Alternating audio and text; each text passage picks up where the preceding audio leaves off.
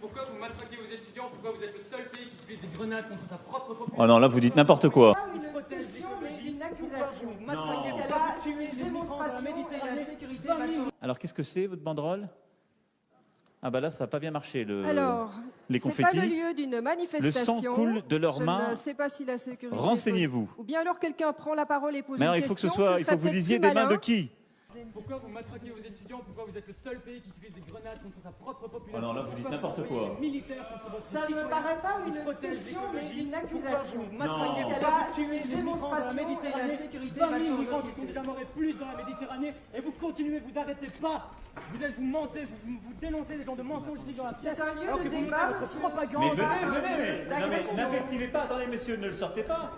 Ouais, qui ne tend pas le bras non plus, merci. Non, moi je ne vous tutoie, ni ne vous tords quoi que ce soit. Je dis juste, C'est un lieu de discussion. c'est un lieu de discussion. Si vous m'autorisez, je réponds à votre camarade ou collègue, et vous pouvez poser votre question, et je répondrai.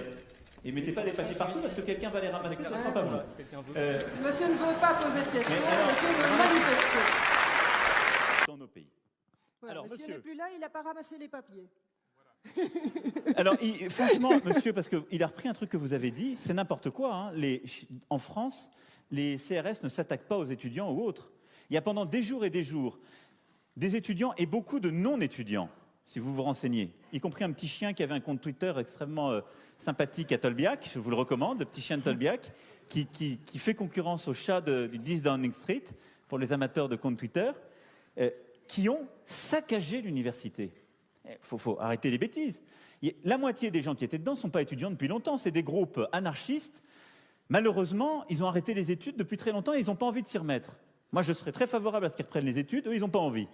Et donc, ils ont occupé une université, on les a laissés, il n'y a eu aucune intervention avec de la violence contre eux. Il y a d'ailleurs eu beaucoup de blessés, malheureusement, dans nos forces de l'ordre à qui je rends hommage. Il n'y en a pas eu de leur côté, et ils ont été évacués.